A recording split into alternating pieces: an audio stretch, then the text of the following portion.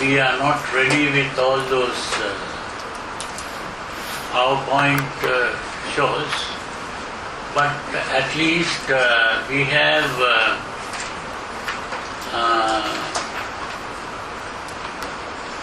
picture to show you, which is connected with one very important thing that we discussed, and that is about the brain. And we said when we speak about existence, we are also speaking about time. That means that we think of having existent in the past, and that we might be existing in the future, and that we are existing now. Now, existence has to do with the past, present and future. So, we are also existing in space. We think in terms of space, existing in space. And that is, we are mainly concerned with the body, because the body occupies a certain amount of space. And other than that, also we have houses that we live in, or maybe jobs that are connected with a certain area that we travel about. So we have a certain amount of space that we occupy in existence. So when we think of existence, we are not only thinking about the space occupied by the body, but also the space occupied by our actions.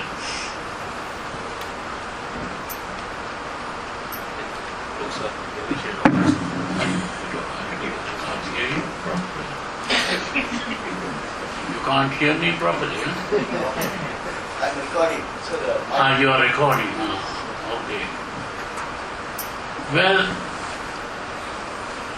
now according to some research worker who has been doing research about the brain, and this is a lady who was doing research, and this person happened to have had a stroke. You know what a stroke is. And there, in that, the stroke is, of course, paralysis of one side, like the arms and the legs of one side.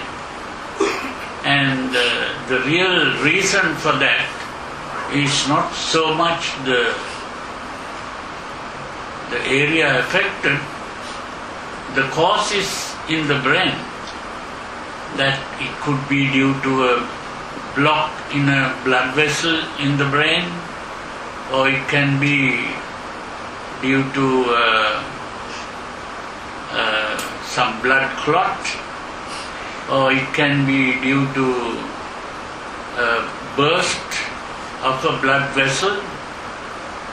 And in this particular case, it was some bursting of a blood vessel or some blocking that occurred. Maybe blood clot or something like that occurred on the left side of the brain. And this lady who was doing the research was the person who met this stroke. But she has been of course later recovered, and also she's explaining what she experienced. And the most important thing that is being explained is that memory of the past and the thinking of the future, that time disappeared. And so she was living at least for a certain period without this idea of time.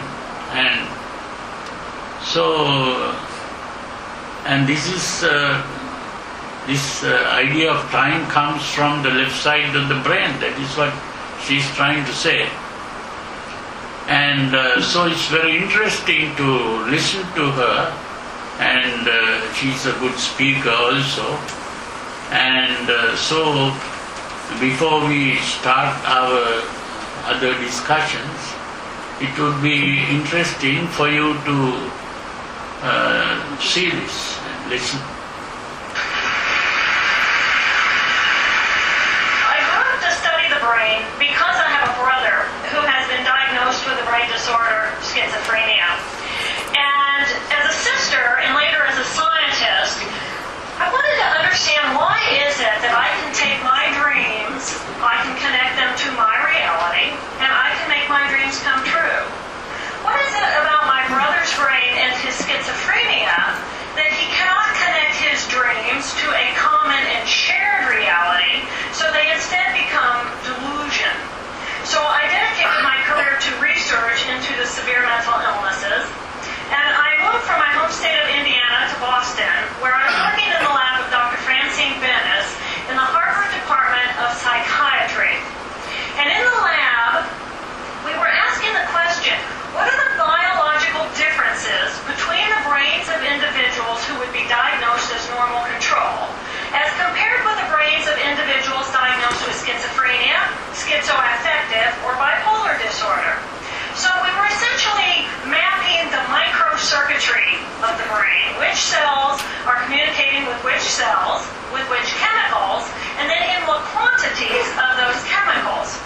So there was a lot of meaning in my life because I was performing this type of research during the day, but then in the evenings and on the weekends, I traveled as an advocate for NAMI, the National Alliance on Mental Illness. But on the morning of December 10, 1996, I woke up to discover that I had a brain disorder of my own. A blood vessel exploded in the left half of my brain.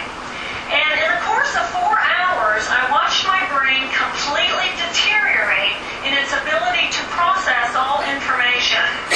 On the morning of the hemorrhage, I could not walk, talk, read, write, or recall any of my life.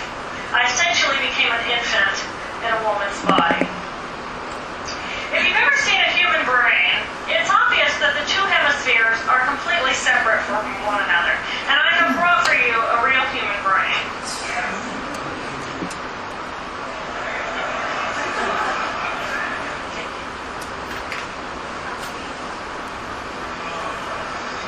So this is a real human brain.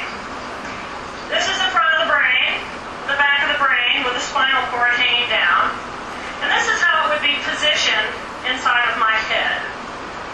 And when you look at the brain, it's obvious that the two cerebral cortices are completely separate from one another. For those of you who understand computers, our right hemisphere functions like a parallel processor, while our left hemisphere functions like a serial processor. The two hemispheres do communicate with one another through the corpus callosum, which is made up of some 300 million axonal fibers. But other than that, the two hemispheres are completely separate. Because they process information differently, each of our hemispheres think about different things, they care about different things, and dare I say, they have very different personalities. Excuse me. Thank you. It's been a joy.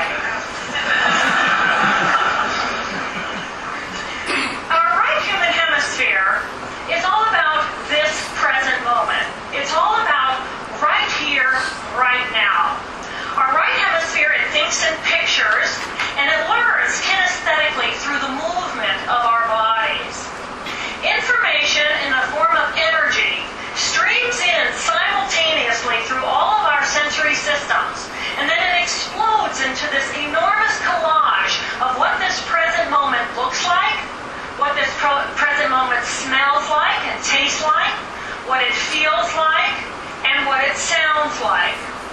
I am an energy being connected to the energy all around me through the consciousness of my right hemisphere. We are energy beings connected to one another through the consciousness of our right hemispheres as one human family. And right here, right now, we are brothers and sisters on this planet, here to make the world a better place. And in this moment, we are perfect, we are whole, and we are beautiful. My left hemisphere, our left hemisphere, is a very different place. Our left hemisphere thinks linearly and methodically. Our left hemisphere is all about the past, and it's all about the future. Our left hemisphere is designed to take that enormous collage of the present moment and start picking out details, and more details about those details. It then categorizes and organizes all that information, associates it with everything in the past we've ever learned, and projects into the future all of our possibilities. And our left hemisphere thinks in language. It's that ongoing brain chatter that connects me and my internal world to my external world. It's that little voice that says to me, hey, you gotta remember to pick up bananas on your way home. I need them in the morning. It's that calculating intelligence that reminds me when I have to do my laundry. But perhaps most important, it's that little voice that says to me, I am. And as soon as my left hemisphere says to me, I am, I become separate. I become a single, solid individual, separate from the energy flow around me, and separate from you. And this is the portion of my brain that I lost on the morning of my stroke. On the morning of the stroke, I woke up to a pounding pain behind my left eye. And it was the kind of pain, caustic pain, that you get when you bite into ice cream. And it just gripped me. And then it released me. And then it just gripped me. And then it released me. And it was very unusual for me to ever experience any kind of pain. So I thought, okay, I'll just start my normal routine. So I got up and I jumped onto my cardio glider, which is a full body, full exercise machine. And I'm jamming away on this thing. And I'm realizing that my hands look like primitive claws grasping onto the bar. And I thought, that's very peculiar. And I looked down at my body, and I thought, whoa, I'm a weird-looking thing. And it was as though my consciousness had shifted away from my normal perception of reality, where I'm the person on the machine having the experience, to some esoteric space where I'm witnessing myself having this experience. It was all very peculiar, and my headache was just getting worse, so I get off the machine, and I'm walking across my living room floor, and I realize that everything inside of my body has slowed way down. And every step is very rigid and very deliberate. There's no fluidity to my pace, and there's this constriction in my area of perception, so I'm just focused on internal systems. And I'm standing in my bathroom getting ready to step into the shower, and I could actually hear the dialogue inside of my body. I heard a little voice saying, okay, you muscles, you gotta contract, and you muscles, you relax. And then I lost my balance, and I'm propped up against the wall. And I looked down at my arm, and I realized that I can no longer define the boundaries of my body. I can't define where I begin and where I end, because the atoms and the molecules of my arm blended with the atoms and molecules of the wall. And all I could detect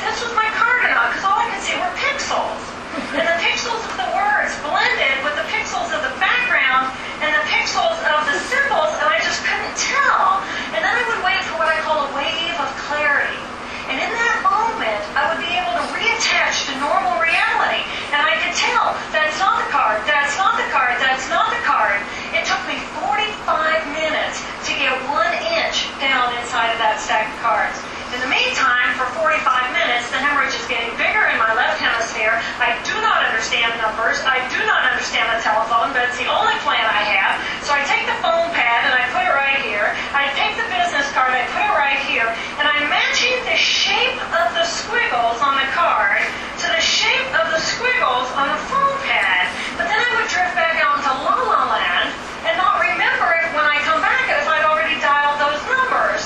So I had to wield my paralyzed arm like a stump and cover the numbers as I went along and push them so that as I would come back to normal reality, I'd be able to tell, yes, I've already dialed that number. Eventually, the whole number gets dialed, and I'm listening to the phone, and my colleague picks up the phone and he says to me,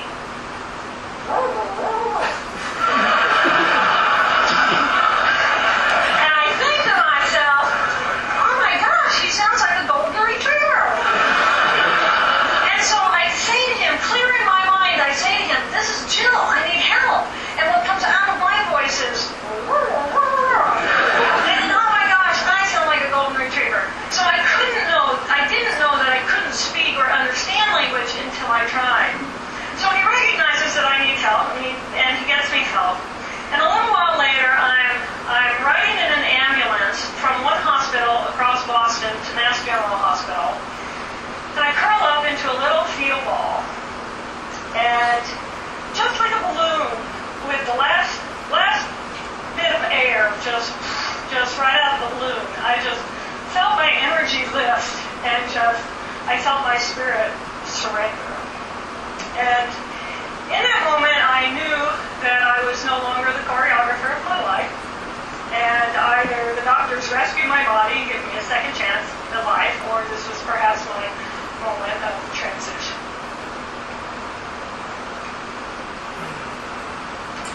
When I woke later that afternoon, I was shocked to discover that I was still alive.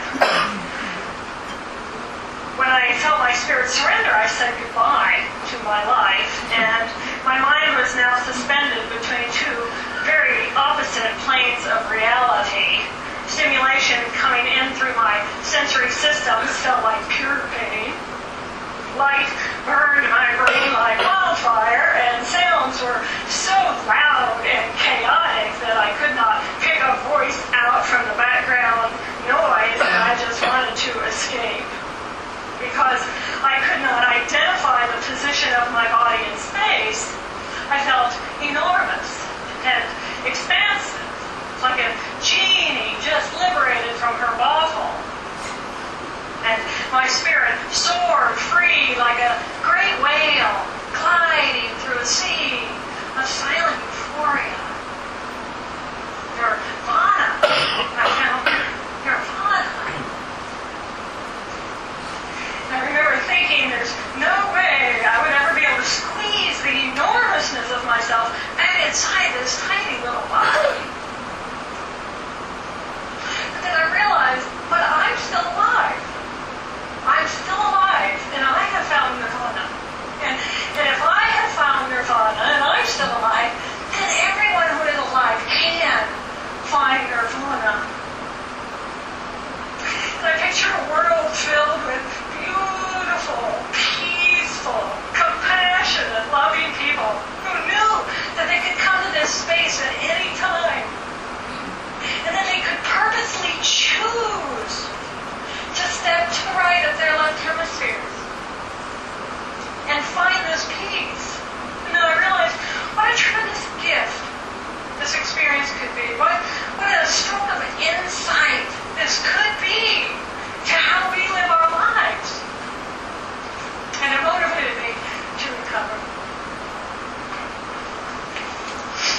2.5 weeks after the hemorrhage, the surgeons went in and they removed a blood clot the size of a golf ball that was pushing on my language centers. Here I am with my mama, who's a true angel in my life. It took me 8 years to completely recover. So, who are we? We are the life force power of the universe with manual dexterity and 2 cognitive minds. And we have the power to choose moment by moment who and how we want to be in the world.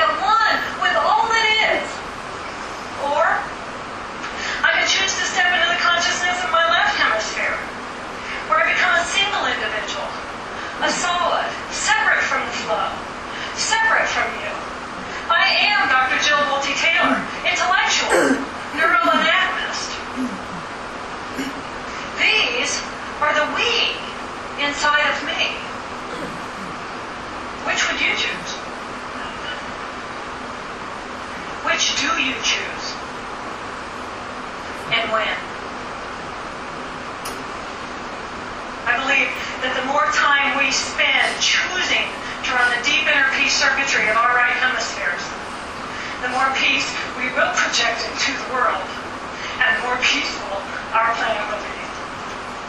And I thought that was an idea worth spreading.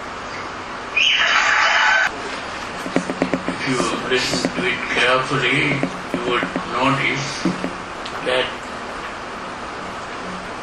she was talking about what we have been talking about.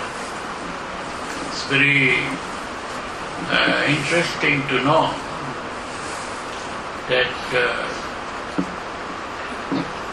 modern scientific thinking is all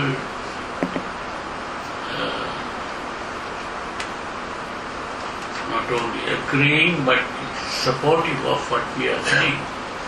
And so we can understand how much the Buddha knew about these things. And today we get into this. Now I don't have the time to go through this whole thing. We can discuss some of this next time. And the important thing is to understand that we were talking about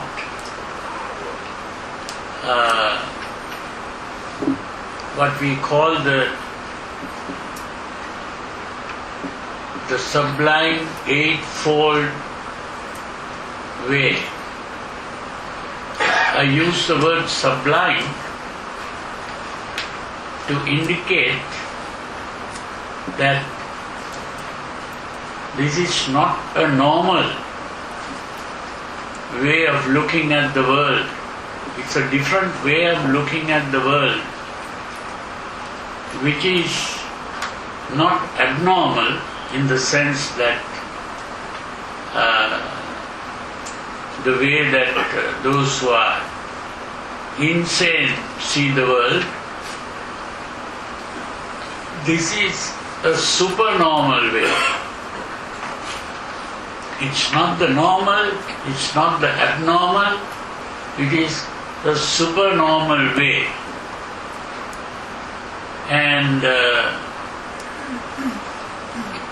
so when we speak of this Eightfold Way, which is a way to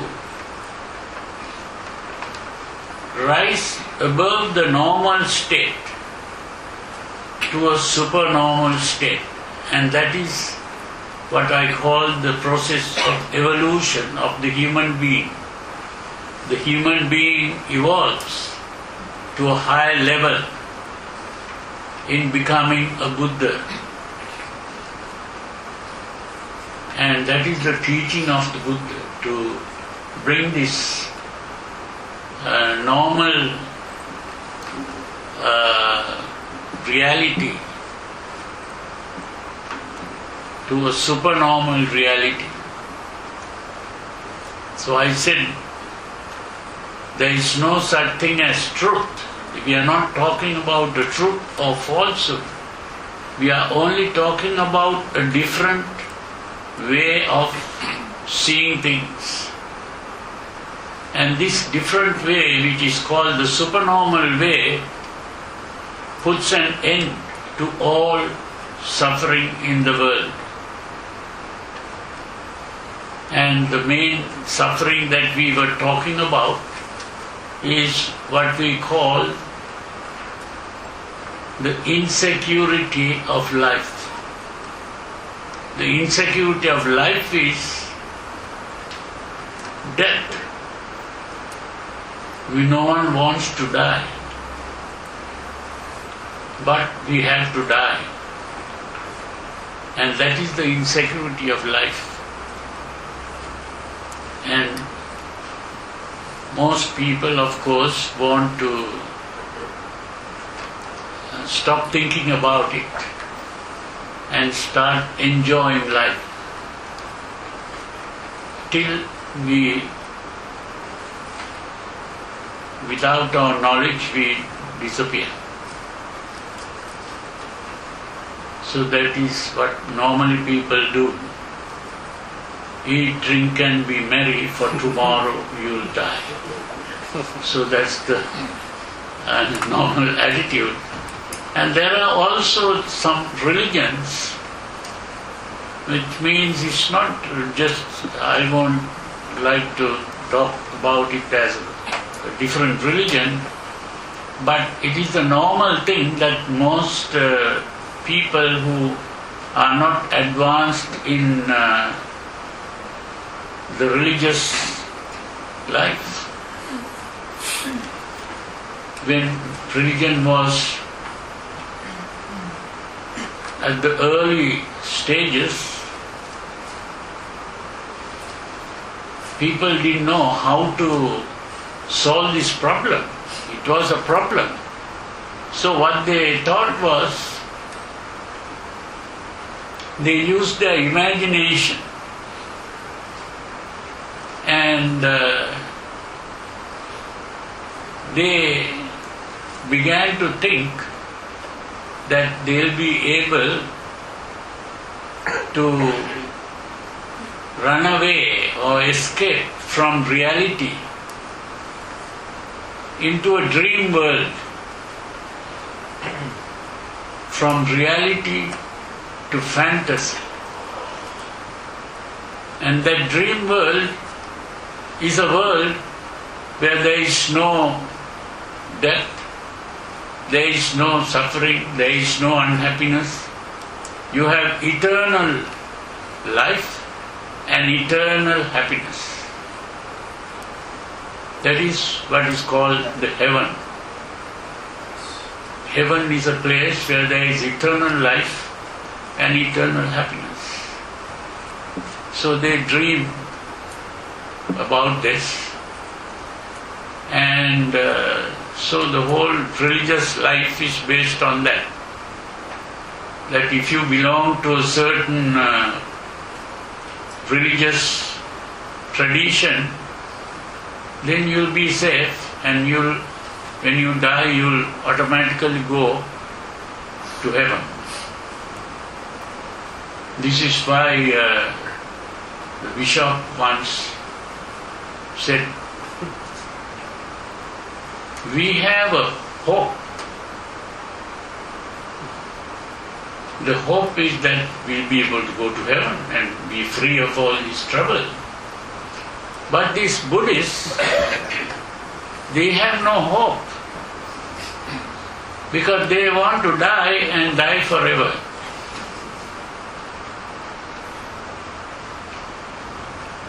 So I had to point out that although some Buddhists believe like that, that is not what the Buddha pointed out.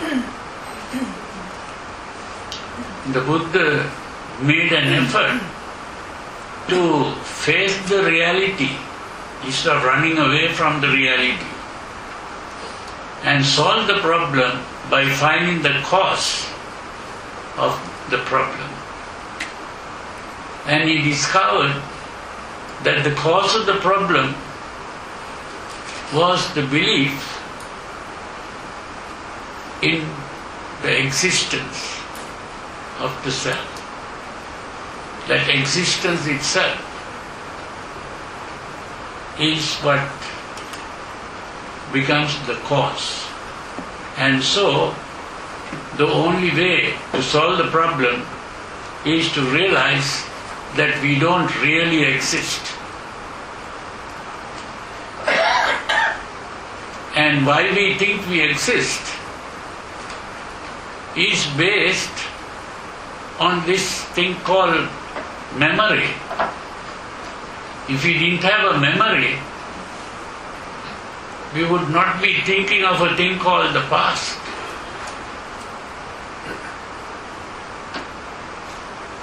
And if we didn't have the imagination, we will not be able to think of the future. What we call the past is simply a memory, and what we call the future is simply imagination. So, it is only when we realize this that we realize that there is no real existence here. And this is what this lady was talking about. That this thinking in terms of past, present, future is mainly responsible for the left side of the brain. And when the left side stops working, then that feeling of existence disappears.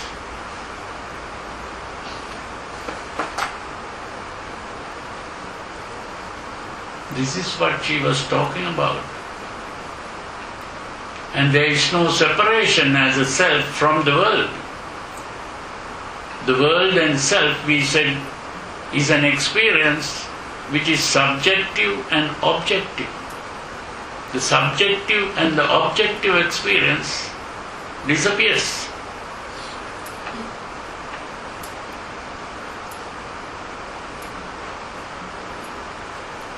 This is why in Hinduism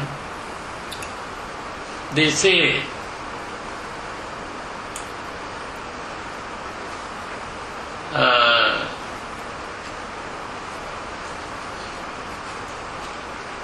that thou art.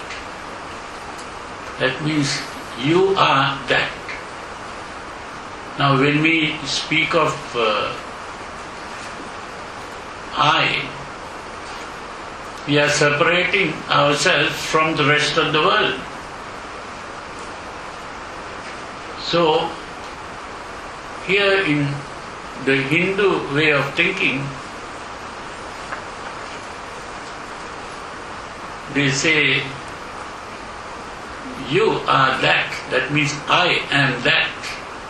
So that is the external thing, and I is the internal, subjective, that is the objective. So the subjective and the objective becomes one. Tat-tvam-asi, that is the Sanskrit form of that. Tat means that.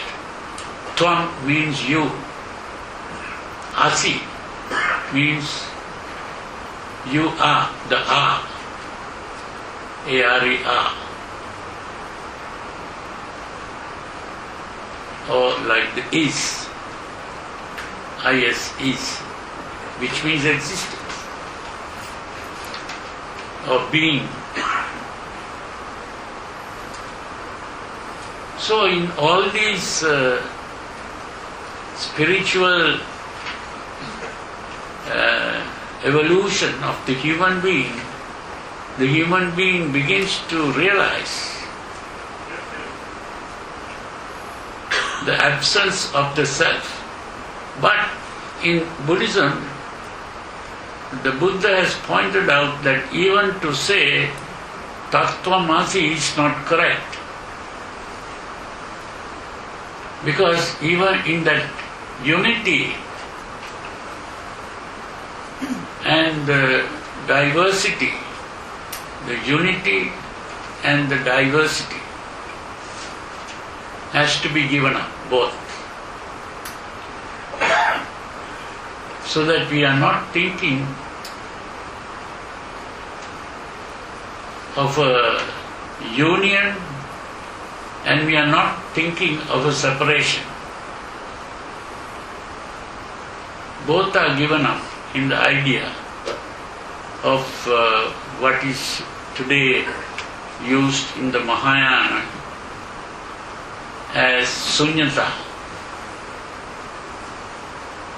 Sunyata means it's a little different from the Tattvamasi.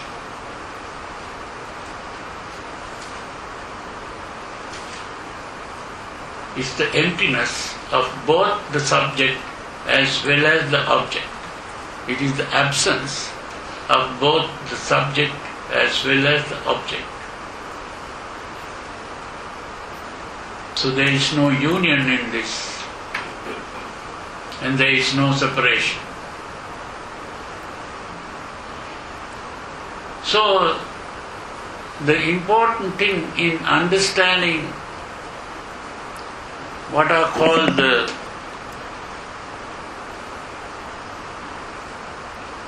the four sublime realities.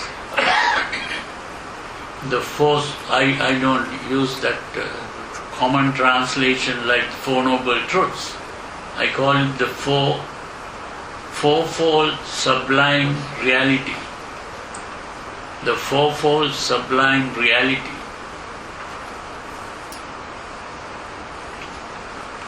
And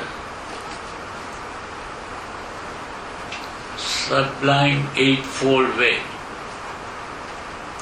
So today we are mainly talking about that sublime eightfold way, which consists of 8 steps in the process of evolution.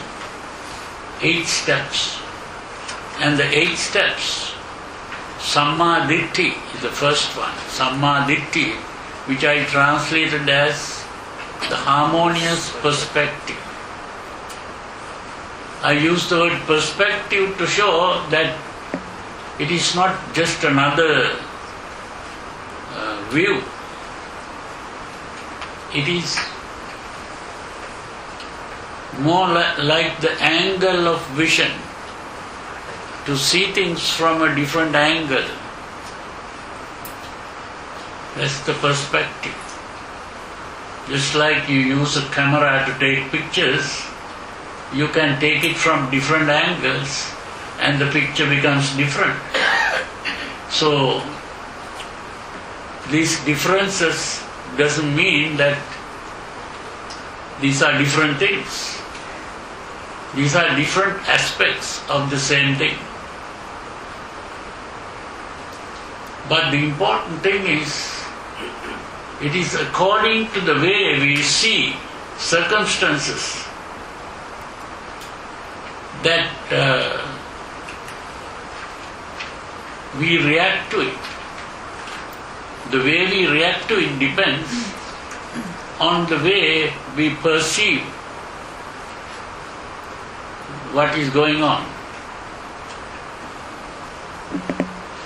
So the harmonious perspective is the perspective that doesn't create conflict.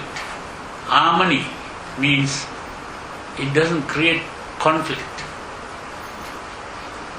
So all the suffering comes from conflict.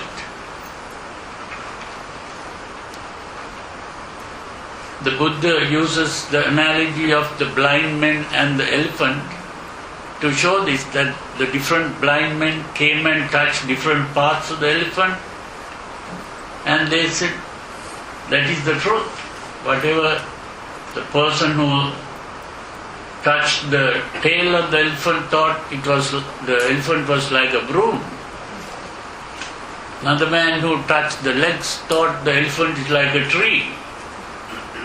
Another man who touched the ears thought the elephant is like a fan. So you see, these different perspectives create conflict. So because one man's idea is different from the other person's idea, because they hold on to that as the truth. But the harmonious perspective means that we don't hold on to anything as the truth. Although we can agree with all the conflicting views, but we don't hold on to any one of those views. That was the position taken by the Buddha. So the Buddhists really should not have any views.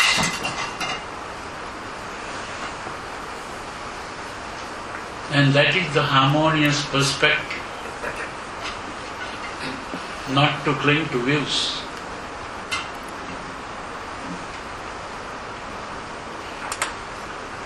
There is the story of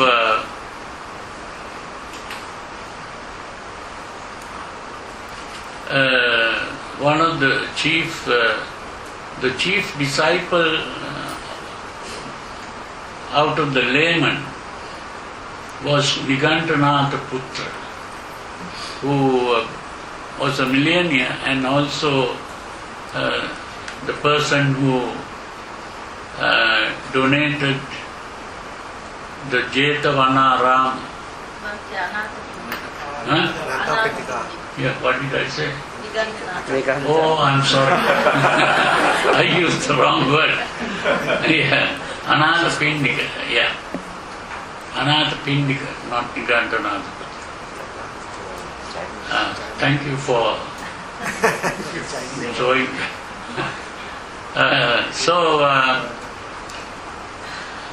This Anatha Pindika was going one day early morning to see the Buddha, and on his way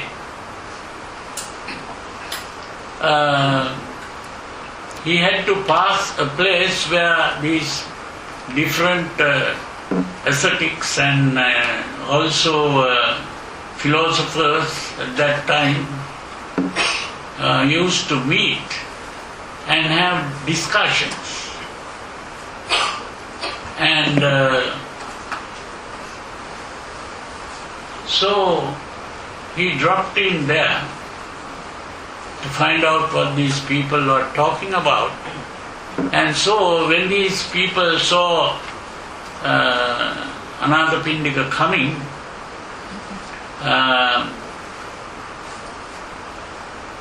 they were very silent and welcomed him, and then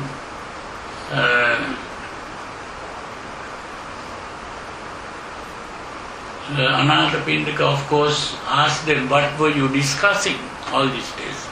So they said, we were discussing various things, but that's not so important. We like to hear from you what the Buddha teaches. What does he teach? What is his view about life and things like that? So he said, well, I am not able to tell what the Buddha thinks or his views, because I may be making mistakes about if I begin to talk about what the Buddha said. Now we must also understand that Anatha Pindika, although he was a lay follower, he is one of those people who had attained to the first step in the process of evolution, or the what is called Sotapanna. Sotapanna means entered the stream. Entering the stream means entering the path that leads to Nibbana, which is what we call the Sublime Eightfold Way. So he is one who has entered, and one who has entered is having the Sammaditthi. Sammaditthi, which is right, I won't say right, the harmonious perspective. So he had the harmonious perspective. So, but still he didn't say he can say what the Buddha said. So he said, I don't know what the Buddha said, what the Buddha teaches or what his ideas are. I can only talk about what I know and what I think. Then they said, okay, you tell us what you know and what you think. Then he said, well, if you want to know what I think is that all these different views that you are talking about and different people who express their views, these views are based on certain conditions. everything in the world is dependent on conditions. And whatever is dependent on conditions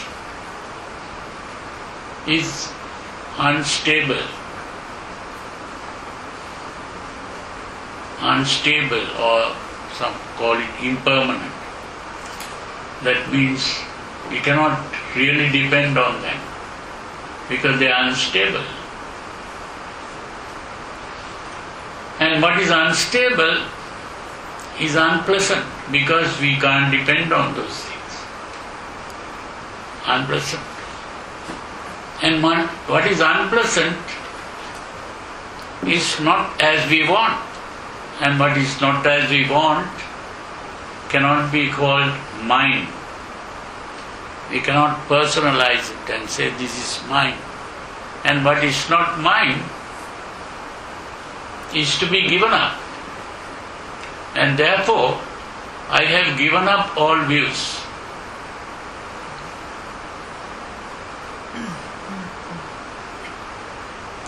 Then these people said, well, although you have given up all these views,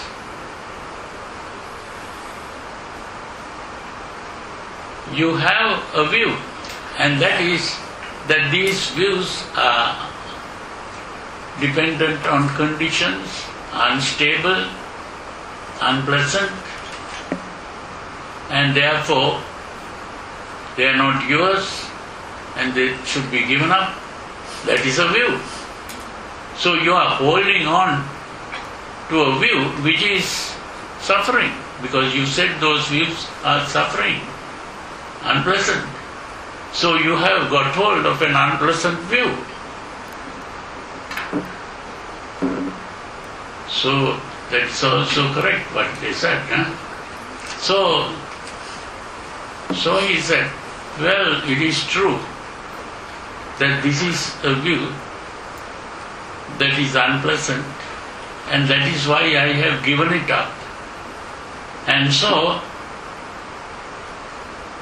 I have made use of this view to give up all views.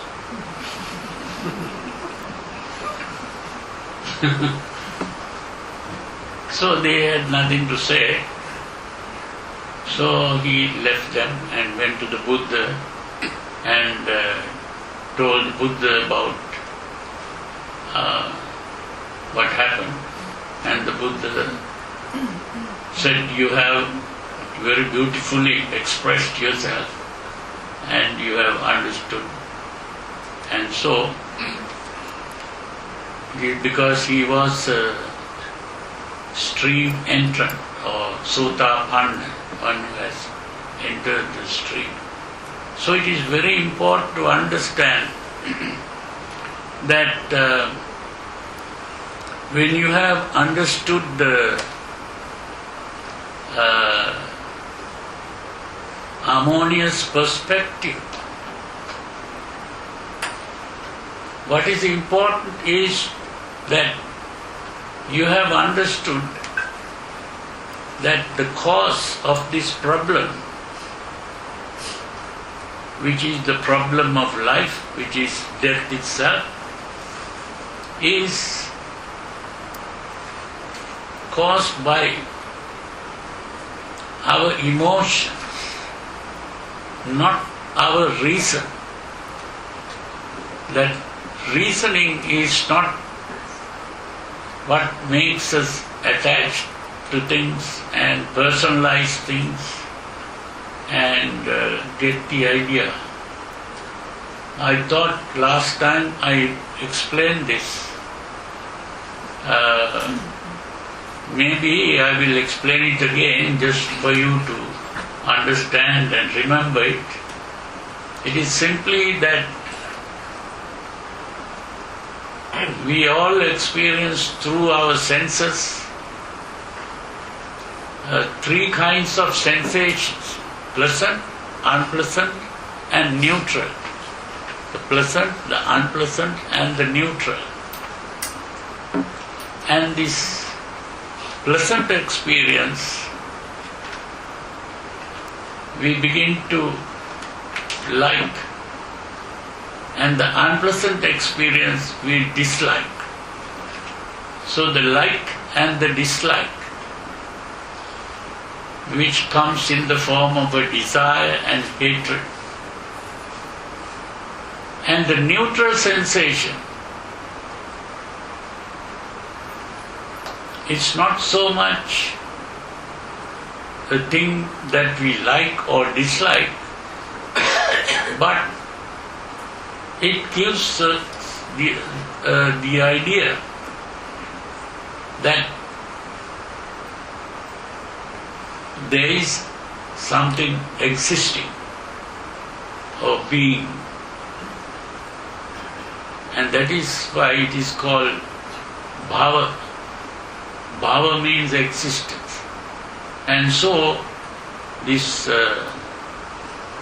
emotional reaction to these three kinds of sensations is what is called tanha.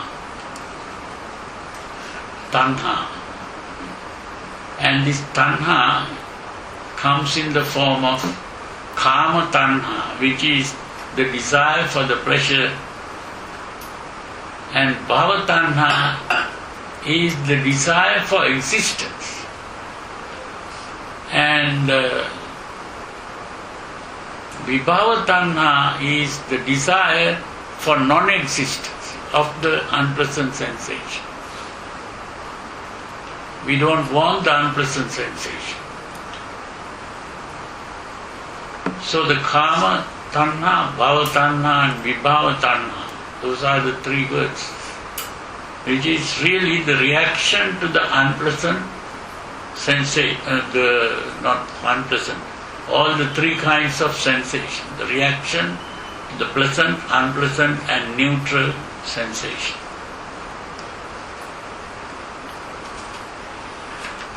So,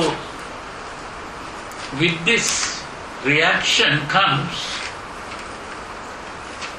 two other things, the subjective and the objective, because that desire or the hatred or even the idea of existence is personalized, and what is desired, which is the object, is alienated. So there is a separation. This is mine and that is the other.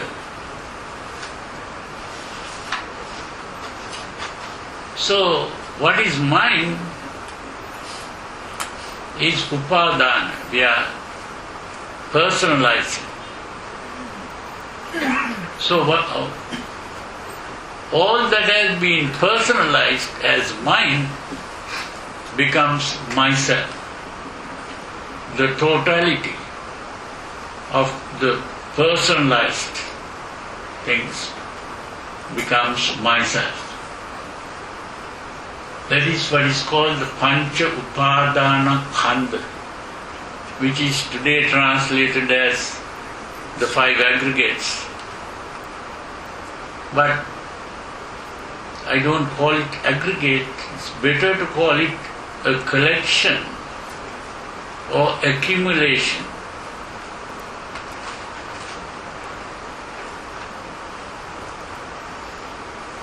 Or the cumulatives. And so, what has been collected from the past, we collect everything, and then through that process we think of an identity of a self. The identity of the self comes from the accumulation of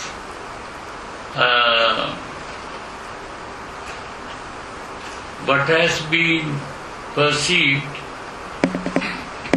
from the past, all the memories that we have collected is what becomes the past. And then using those same memories we begin to imagine the future. And so we think of a thing called future. And so we begin to plan. And we plan and we try to achieve what we plan. And we have a goal. We also think of a goal. And we are trying to achieve. But we never think that we are also going to die.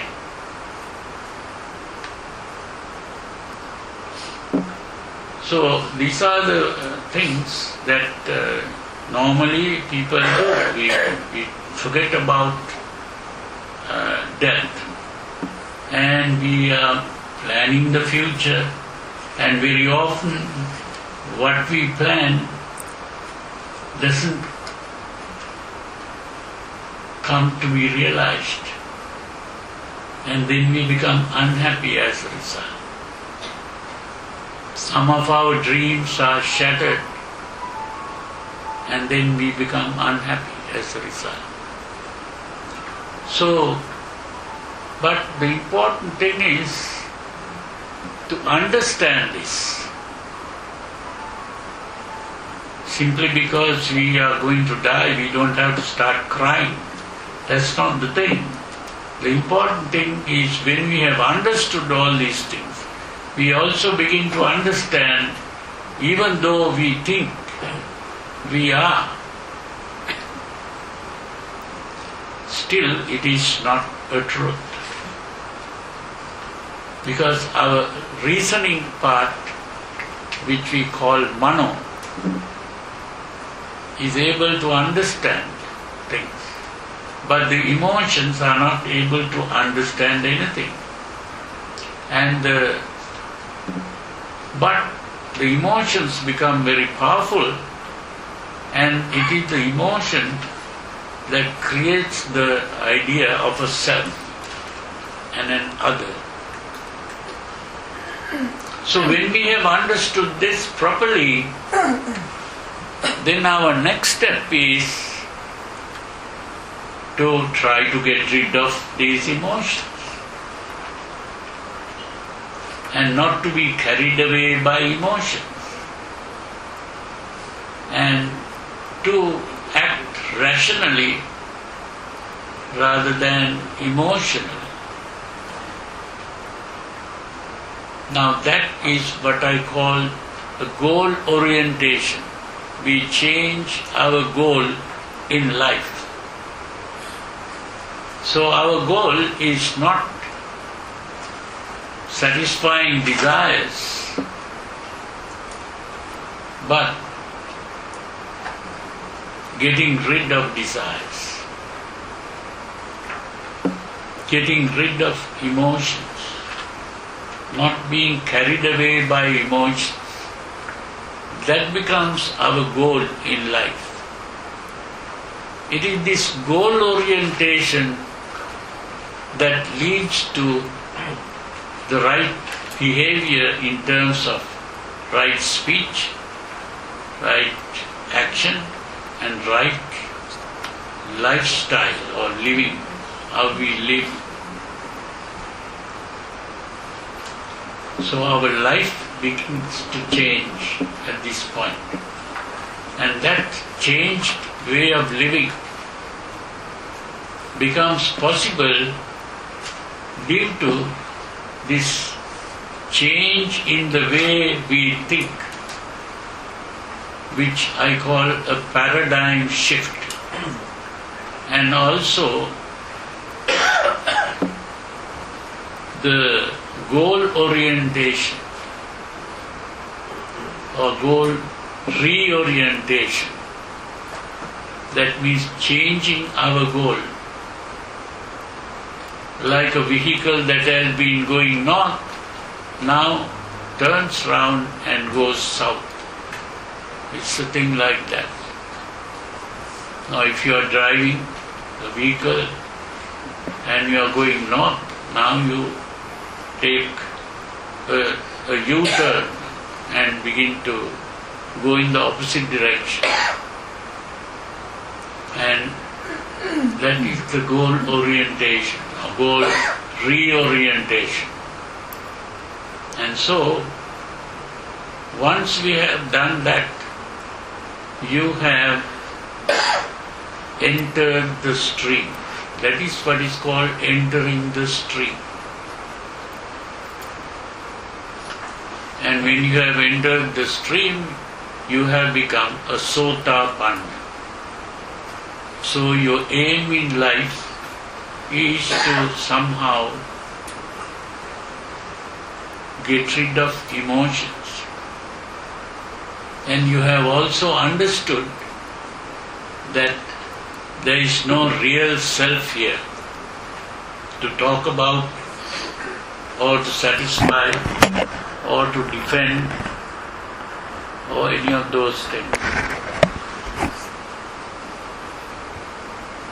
And so, I think we can stop here for the day because we have another day to finish the other part. So we have really finished 5 steps. The Sammaditthi or harmonious perspective, Samma Sankappa, the harmonious orientation, Samma Vacha, harmonious speech, Samma Kammanta, harmonious action, and Samma Ajiva, harmonious living or lifestyle. I am using that word lifestyle because it was used by a psychologist, Alfred Adler. So it's more appropriate than most people interpret this as right livelihood or the job that you are doing. It's not the job here that is important. Your life.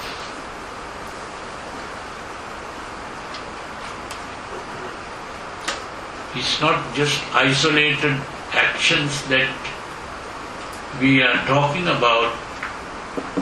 It is your whole life. Where is your life going? It's mainly based on the goal. When the goal has been changed, your life changes. Okay, because we have only another 25 minutes or so.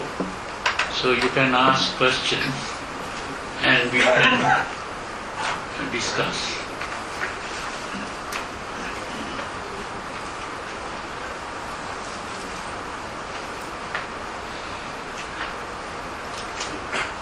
And this entering the stream is like a lock that has been put into a river,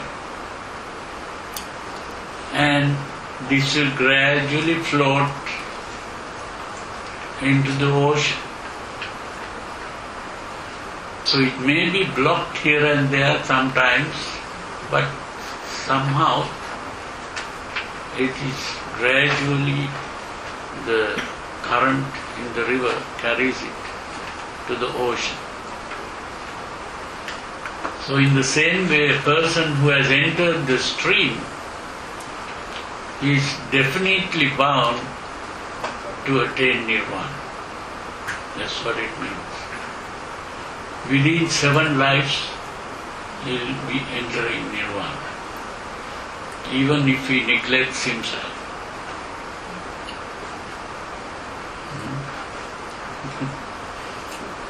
One thing, I'm a bit confused. The earlier statement, changing the orientation, like from going downstream, change, like from going north to south, you change and go to north.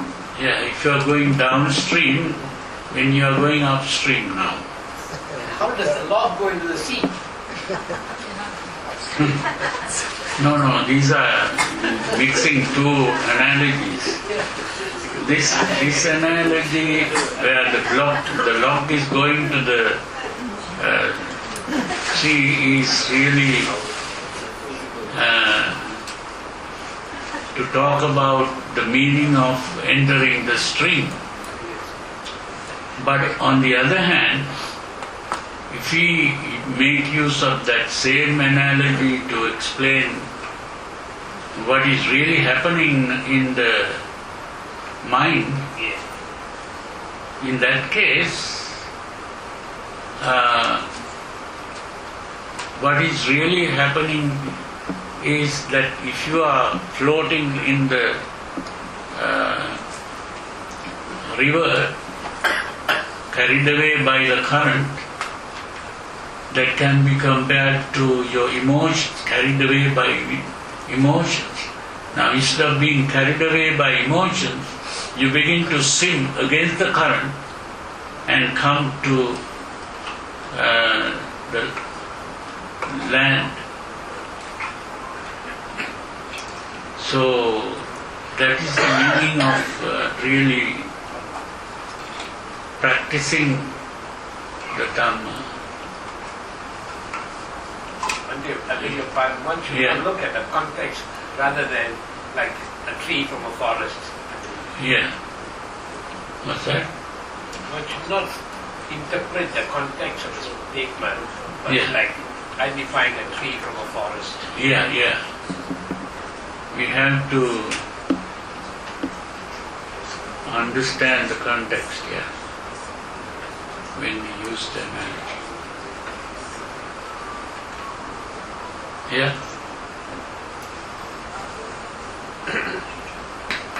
But they just now you mentioned that if one enter the stream, that it will take 7 lifetimes to attain Nibbana, even if he neglects himself. What does Bhante mean by even if he neglects himself? What? Bhante mentioned that if one enter the stream, so he will take 7 lifetimes to attain Nibbana, even if he neglects himself. So just wondering what Bhante meant by even if he neglects himself. Oh, it's like, say, if you put the lock into the stream, maybe the lock gets caught by some branch of a tree or something like that, which is already in the river, and it gets blocked there. But then when the water in the river rises up, sometimes it can get out of that place and then begin to float again, you see. So in a similar way, once you have understood really the Dhamma in the proper way, that is, you have got the harmonious perspective, and you have even changed your goal, and then you have been working at it, but still sometimes you're carried away by emotions and you begin to start doing the wrong things, and then again you realize it is wrong and then begin to start going on the right direction. It's a thing like that. So you can delay by doing things like that. Excuse me, Mani. By saying, by the statement 7 life or 7 beliefs of 7 life, then I like to think of reincarnation, and it will procrastinate. One would procrastinate, I would procrastinate, and go back to my old bad habits. So I got 7 lives. Then I'll become like a Christian. How big about it? Yeah, that is the sort of thing that can happen. This is why I spoke about this neglecting. That you can fall into bad company. Very often that is how it happens. And say you are not a person who drinks or takes alcohol or something like that.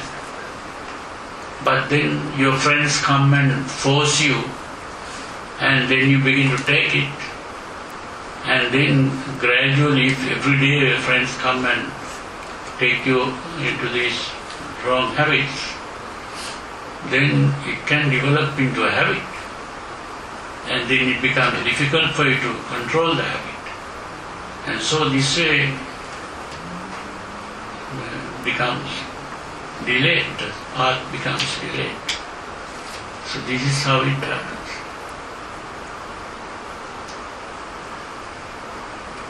Bhante, how would you know if you've entered the stream? How would one know if he has entered the stream?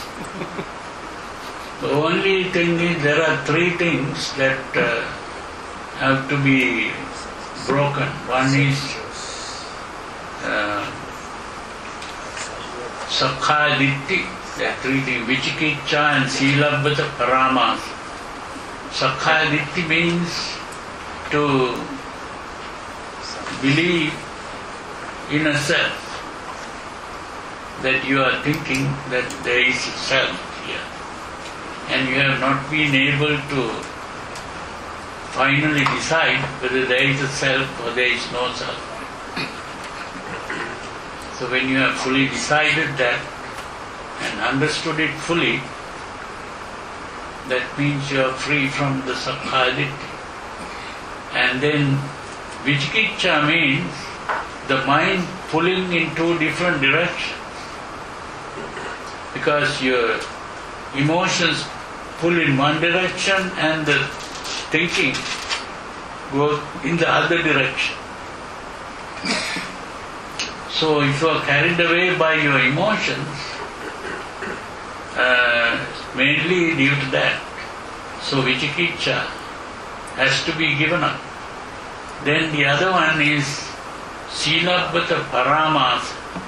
Now Silabbata Paramas is usually today translated as rites and rituals. But that is not correct. It's not rites and rituals. It is Sila and Bata. Sila means not doing bad things.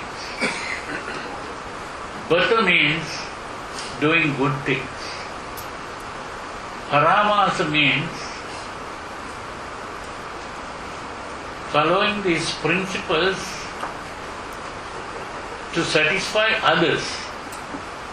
Now, if you are living a good life to satisfy other people, or because you want to, you are frightened of going to hell, or you are desirous of going to heaven or something like that. These are external things making you behave in a good way. So it was not real, genuine desire to be good. Now, desire to be good comes from your understanding of the importance of others' happiness and feeling for others. It's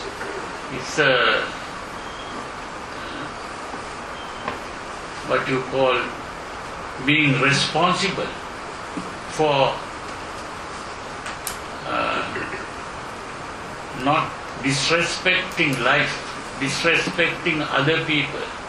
You are interested in the welfare not only of your own self but all beings. So it is that way of thinking, that is, you are avoiding bad things not because you will be punished or because other people want you to do it. You are doing it because you don't want to hurt other people. You feel for others. So that is the real meaning of Silabbata Paramas. This is called, when you talk about morality, you can talk about autonomous morality and heteronomous morality. Heteronomous morality is morality practiced because other people want you to do it. But autonomous morality is where you practice morality because you want to do it. Now that is the meaning of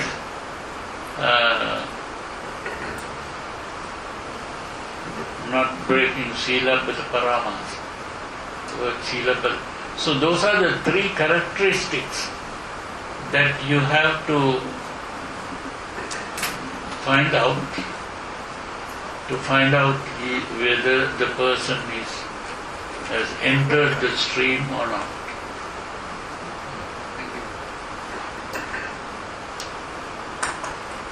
So any other questions?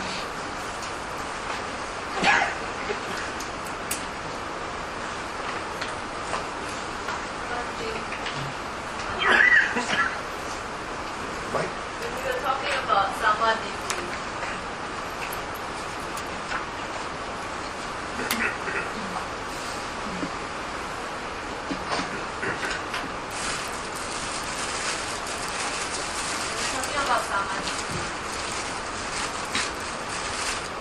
talking about samadhi, when you say that it's with the views, harmonious views, when you talk about the story of the Thera Nikaya, Say it loud because I can't hear sometimes.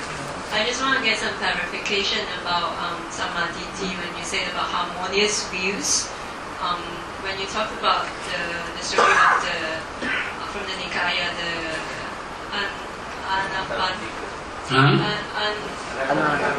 Anguttara Nikaya. Yeah. Anapindika. And talked about him not clinging to Anatapindika. Yeah. Yeah. When you talk about that story, you talk about not clinging to any views.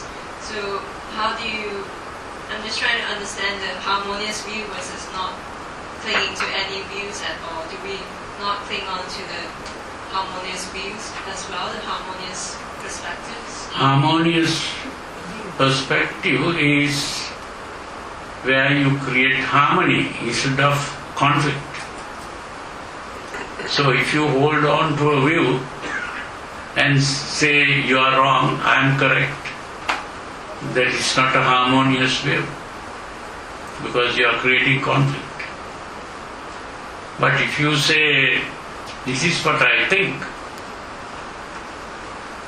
you can have your own views, but this is what I think.